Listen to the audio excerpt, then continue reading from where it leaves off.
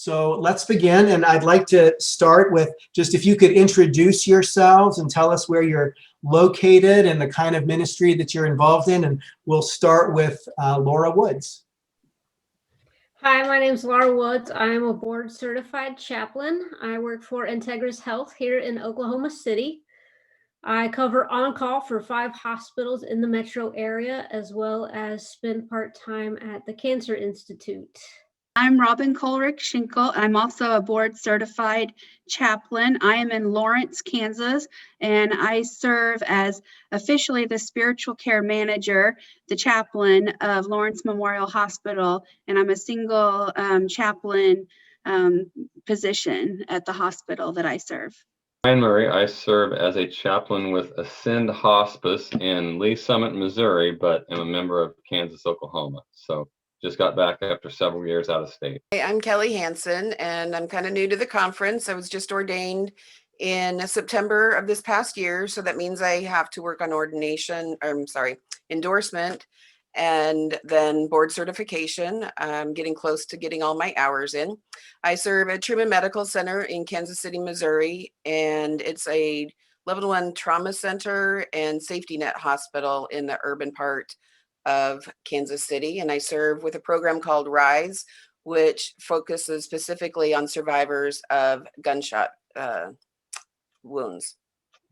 Hi, I'm Gary Blaine. I'm lead chaplain at Showalter Villa in Heston, Kansas. It's a 3-tiered care facility with independent living, assisted living, and healthcare. We have about 250 residents and about 150 employees. I'm also a certified grief counselor, and I live outside of Walton, Kansas. I'm Reagan Searsha. I am an ordained minister in the Kansas-Oklahoma Conference and endorsed as a chaplain in the UCC. I am at Stormont Vale Hospital in Topeka, Kansas as a staff chaplain with 3 other chaplains, 1 part-time, 2 other full-time. I did part-time in behavioral health as well as outlying clinics, and was pulled back into the main hospital for the COVID outbreak. So I'm now helping out with palliative care and in the main hospital. Wow, thank you. Thank you very much. So, this has been a challenging year for chaplains. No doubt, especially in nursing homes, in many other settings. But what I'd like to start with this evening is how has the coronavirus impacted your ministry? And maybe we can just start with Laura. COVID has changed everything about what I do and how I do it. The very beginning of the pandemic, nobody was allowed in the hospital except for employees. So that meant turning away families. That meant people dying alone, people going through crisis alone. Slowly, compassion has begun to unfold, I would say, as we've learned more. Compassion seems to be the way that the hospital system is moving when it comes to end-of-life care. It was a very complicated system for visitors. There was only 1 designated visitor, and it was only the same person for the entire hospital stay. It was so hard on families. Donning and doffing PPE is a process that can be overwhelming. Putting all of the things on and making sure I do it in the right order, and then taking it off in the right order and cleaning it, my face shield. It can be very overwhelming, and I kind of have to put myself in the right headspace when I'm going to go visit a COVID patient. Since coronavirus started, we have started rounding on the staff at night. I cover on call, and so 9 or 10 o'clock at night, I go to one of the bigger hospitals in the system, and I round on the staff. And then recently we started rounding at the COVID hospital on those staff too, and their stories are heartbreaking, really. The things that they have had to do to take care of their patients, and it's changed everything. Robin, how about you? And I would echo kind of what Laura is saying, that it's changed so much about how we do ministry. For me, one of the challenges is I've had to be so creative in how to reach people in new ways. I have done more phone ministries, more Zoom with families, more Zooming with patients, more just creative ways to reach out, because the same ways with the visitation being limited and families being limited, they just haven't worked. And so just everything has changed in the way that I used to do visitation and working with families and patients and being creative how I reach them. Also, just so much more staff support. For us here in the Midwest, we had a long time waiting, kind of watching to see as the outbreak unfolded throughout the country. And so just so much preparation and waiting was building, and so much anxiety with staff and working with everyone to try to help us through this. Yeah, I didn't think about, I didn't think about staff. That's I'm sure something each of you have dealt with quite a bit. Ryan, share with us some of your thoughts. Well, having just got back from living in Washington State for 4 years, that was one of the first states that was heavily impacted by COVID. However, even in the midst of it, most of the facilities where I needed to see people for hospice were still open to me, unless they had an identified COVID patient. But I could still see most of my hospice patients, of course, wearing the proper, the masks and all those things. And many of our patients were still comfortable allowing us into their homes if they lived in their own homes, as long as we did those things as well. And so I was actually a bit surprised when I got back to the Midwest to find out that there were still so many places I was not going to be able to go yet. And so, when you have someone who is in a facility and they have some kind of dementia, or even if they're just hard of hearing, the phone or video visits aren't really going to be an option. And so in some of those cases, the best that we can do is be in touch with their families and provide support to them over the phone. And so I've had to get used to doing a lot of work from home, which is not why any of us went into chaplaincy, but it's taken some adaptation. I'm still able to go a few places and see some people, but I'm I'm just really looking forward to when I am able to do those in-person bedside and home visits more frequently, where it's the norm and not the exception. Yeah. Yeah, thank you. Kelly, what about you? What has this been like for you over the past year?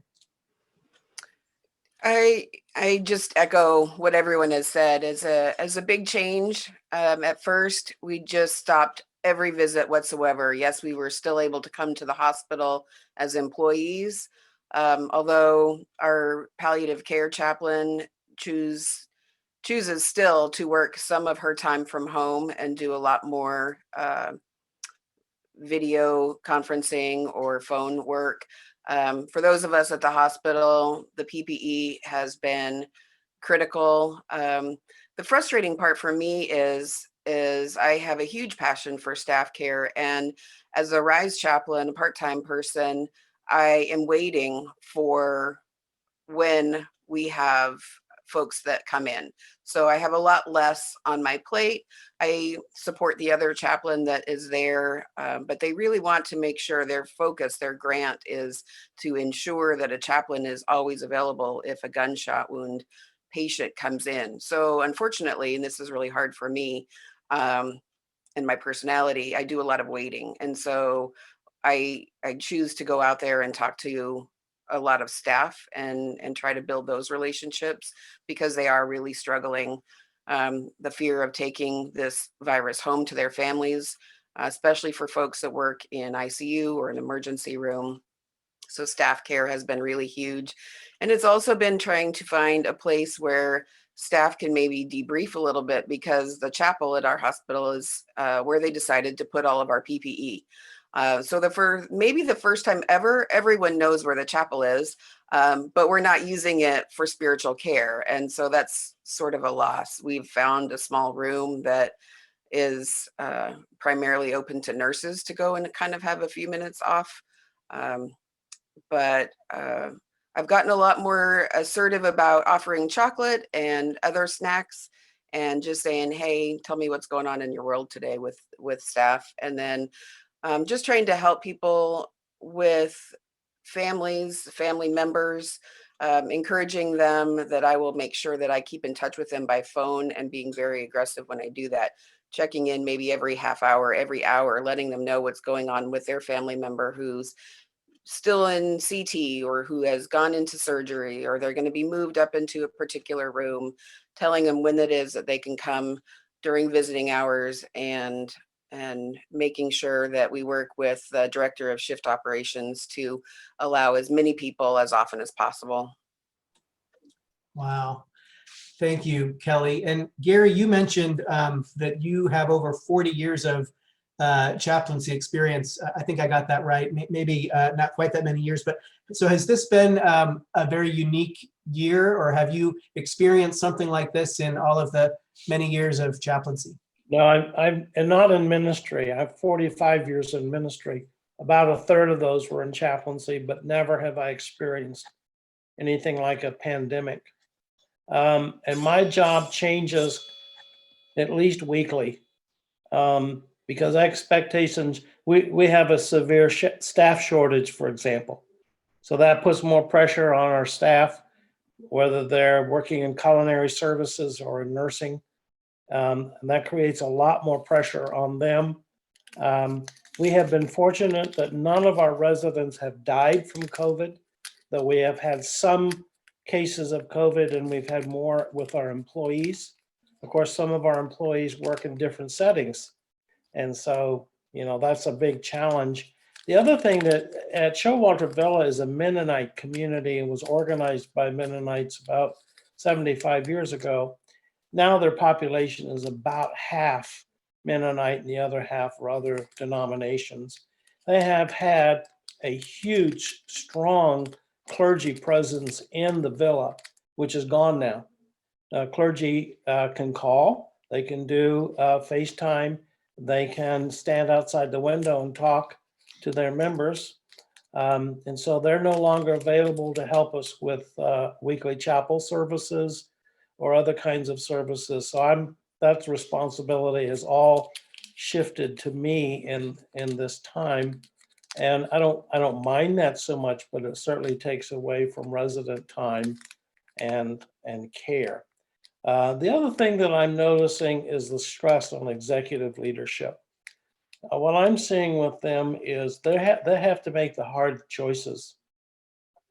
And people forget that they're mandated by CMS, by Medicare, they're mandated by the CDC, Medicaid, county health regulations, and they don't have choices.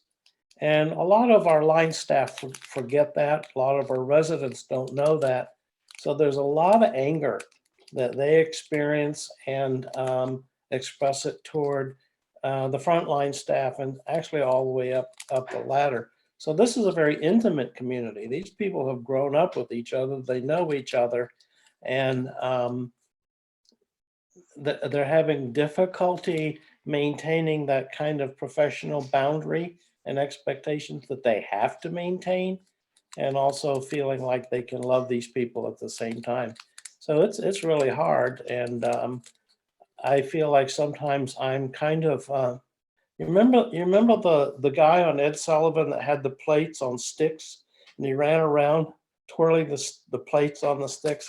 I feel like that's what chaplaincy has become. And of course, every once in a while, one falls and hits the floor. That's a very good analogy. Very good analogy. Reagan, how about you? How has the coronavirus impacted your ministry? It's been an interesting year. The beginning of the coronavirus, the first couple months were scary for the hospital, and they were bleeding money, just like a lot of hospitals were. And so they cut our hours, and I was working half time, and that was really scary. I didn't realize that my job could be impacted for something that was scary for everybody. So I thought we would be very important during that time. And what ended up happening after a couple months is that they realized how essential we were, and they brought us back into the fold full time, and made sure that our jobs are safe now.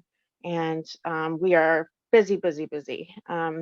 And even as now some of the COVID surge is relaxing, at least in our area of Kansas, they are we are finding other ways to be busy because people are still affected and impacted, and will continue to be for a long time. So the way that it has impacted my ministry directly, I think it has allowed me to be, I don't know if there's a way to, it's made me more grounded, I think, as a chaplain. Before, I think as a chaplain, I would find my center, and I would find a way to be centered with the people. But now when I am with people, I sense within them that they're seeking meaning to something that is meaningless. You know, there's not a lot of meaning when it comes to things like this. And we see that a lot in chaplaincy, but even more so with this pandemic, because people are experiencing it all the time. And so everywhere they go, there's this sense of nothing makes sense. You know, nothing comes together. You know, 2 + 2 doesn't seem to equal 4 anymore. And so for me, the chaplaincy for me has been about finding ways to stay grounded. And sometimes I'm successful, and other times I just really have to work on my own spirituality, and work on my own centeredness to find that groundedness. Because when we go into a situation, whether it's staff, whether it's family, whether it's the patient, we owe it to them to be fully present with them. Thanks. I really appreciate what you've said, especially about becoming grounded and becoming more aware of what you need as a chaplain in order to be present. To what I'm hearing from all of you is just a lot of grief and a lot that you're holding on to. And so what I'd like to maybe move into is, you know, you as chaplains, you know, much in a different way than a pastor or someone in a different role, you really bring special skills of caregiving, of listening.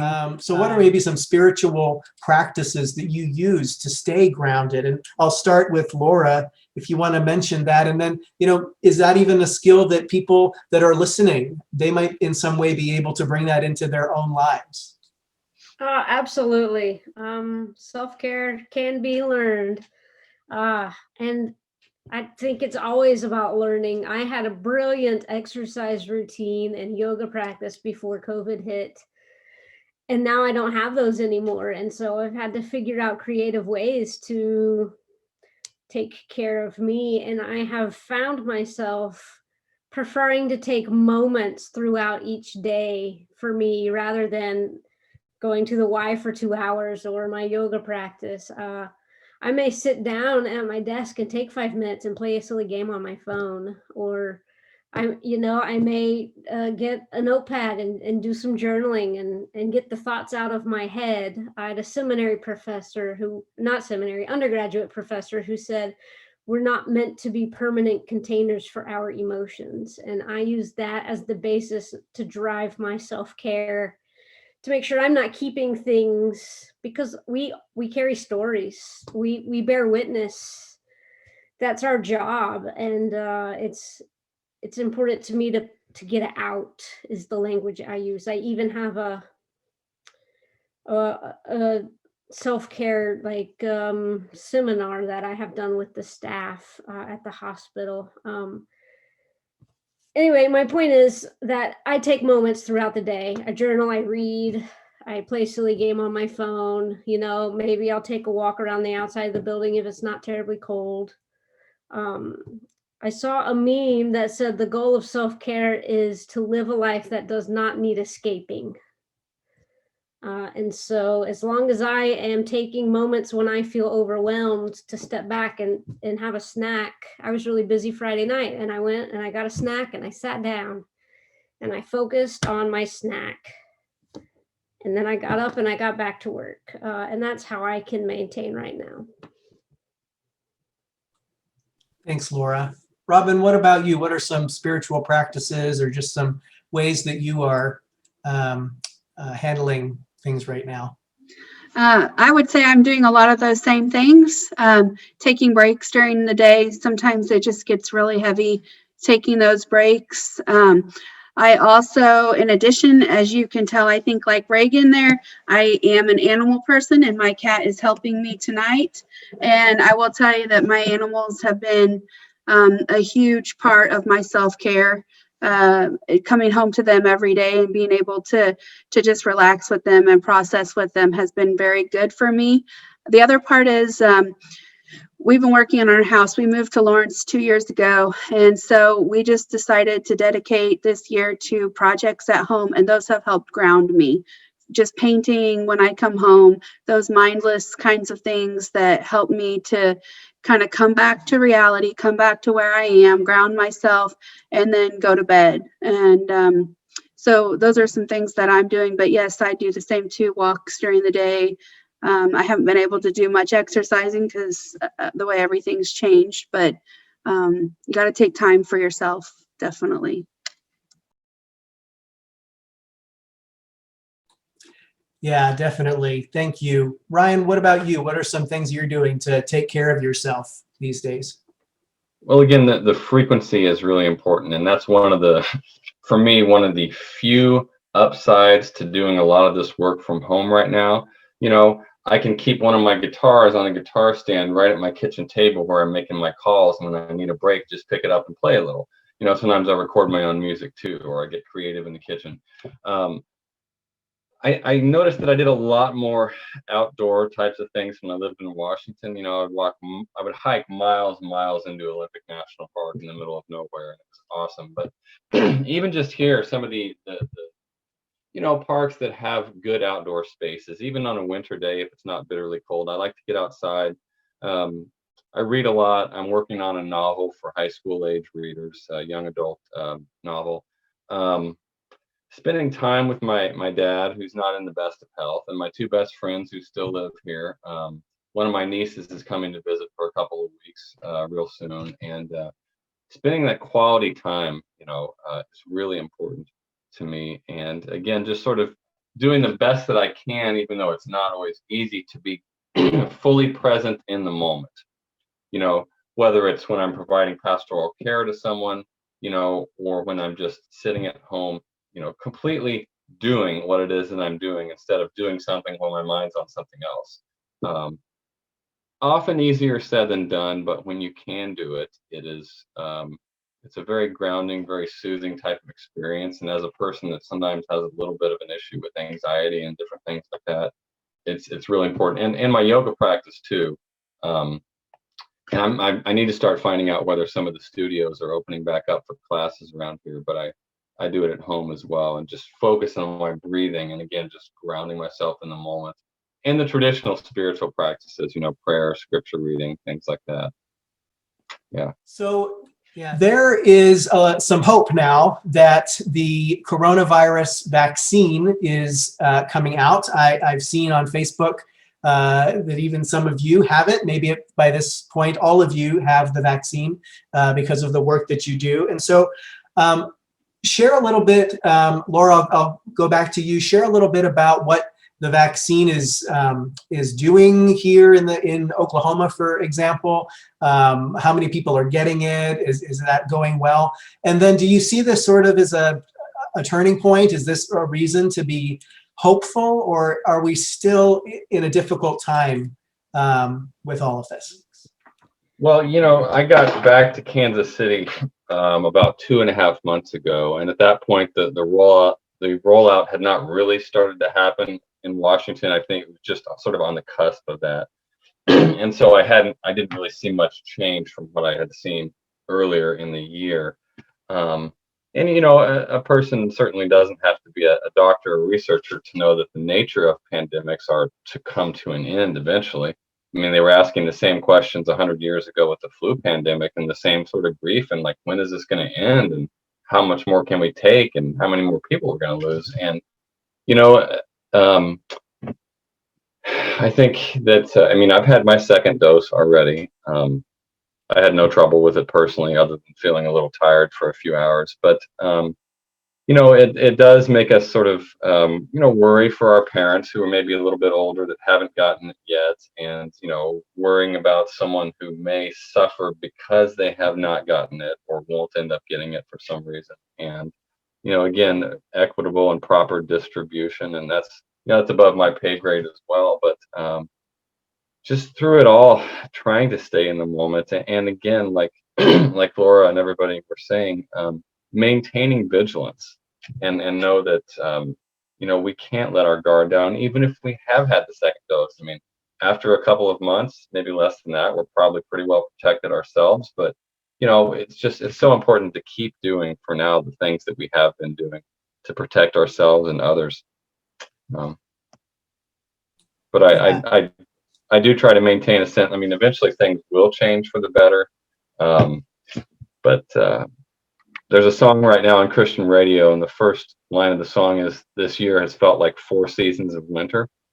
And that's how it's been. And so I'm just hoping for change, sooner rather than later.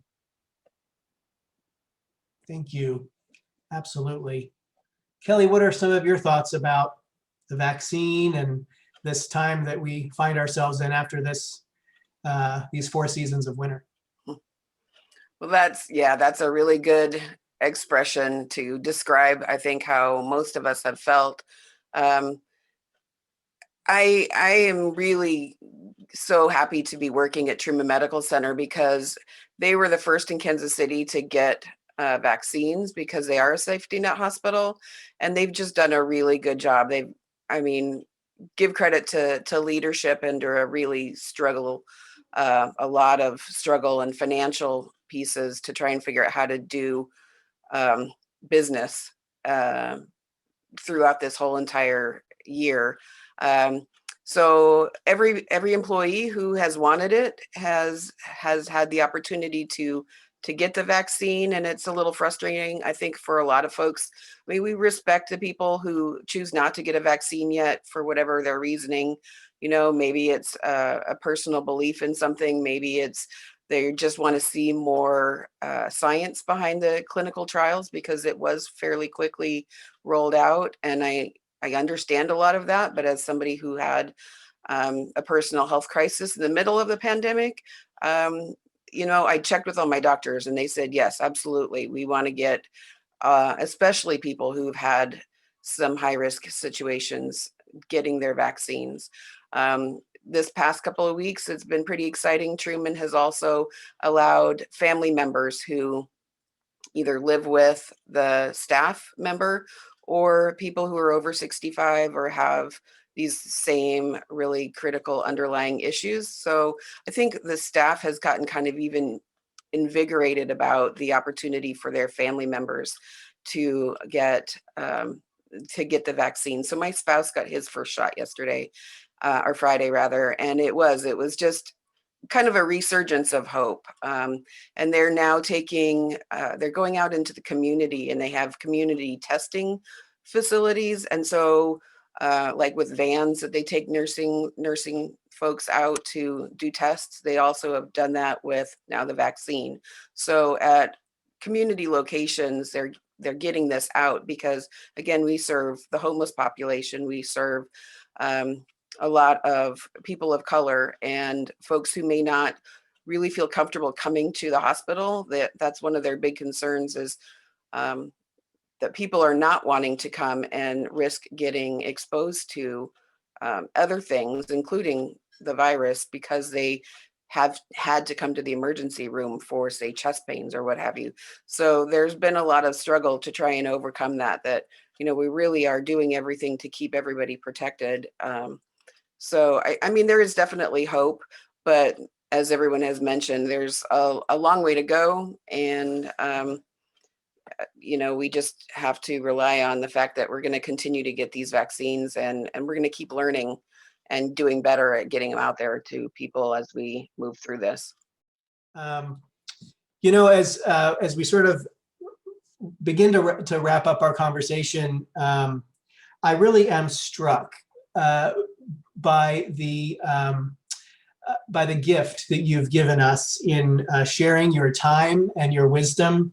Many of the people in the conference get a good opportunity to see their pastor week to week, whether it's in person, but more so these days online. We rarely get to hear from you, and what a gift this is to hear from you, because you've given me so much, and I know you'll have given the people that hear this much to think about as well, and I'm just so grateful. And as we begin to close, the question that I have for you is, what do you want people to know about the work that you do, about the ministry that you do in Kansas and Oklahoma? Well, I certainly don't have anything better to say than what's already been said. I think what I would hope for is that as we begin to emerge, whatever that looks like, we might also ask questions about what it means to be communities of faith with a whole new, fresh, vigorous conversation, so that we're engaging people where we're really at in life and what is the meaning of all this. If church just resumes as it was in January of 2020, I think we've lost more than 450,000 people. This is an opportunity for growth. I hope we will take it. And I know the temptation is to rush back into the party. Of course, we're not going to be invited because we're chaplains, but that's okay.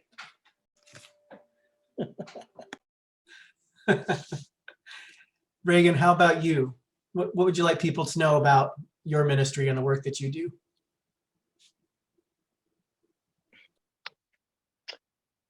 So I see chaplains as being available in a space in someone's life where there's an opportunity for change. And sometimes that change is forced upon them, and that change can have all kinds of baggage with it, whether it's positive or negative, or where it's coming from, in all different forms. That change often is dealing with life or death situations in a hospital. But like Kelly was saying, it doesn't always have to be. It could be other reasons for that change. And working in behavioral health, I encountered other aspects of change that were very real to people.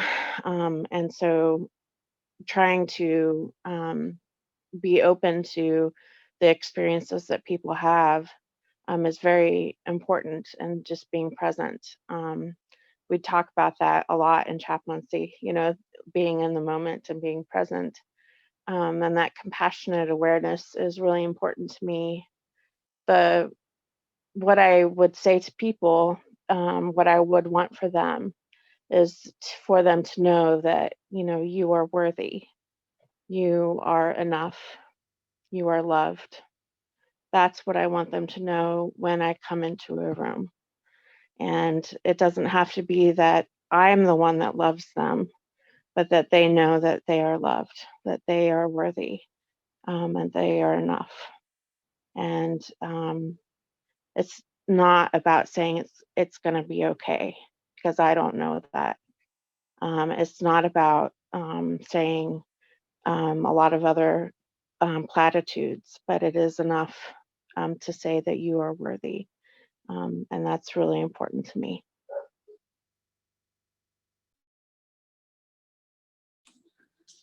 I want to thank each of you for being here for this conversation, for sharing your experiences and your challenges and your hopes for the future.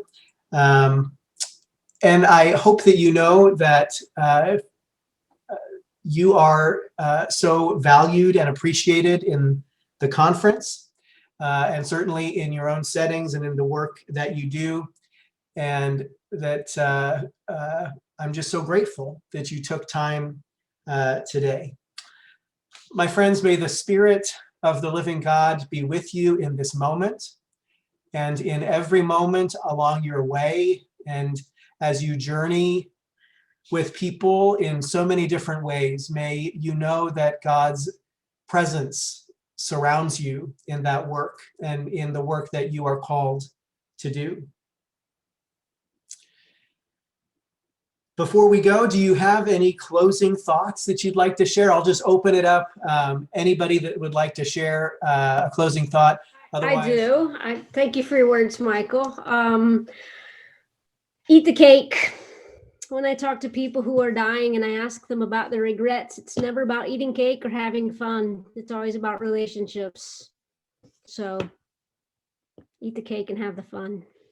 And, you know, I just echo with Reagan that our true value and my call to chaplaincy has been to just make sure that people know that there's nowhere that they can go. There's nothing that they can go through where they are not accompanied by the Spirit, by God, by the divine, whatever it is that they choose to call the higher power.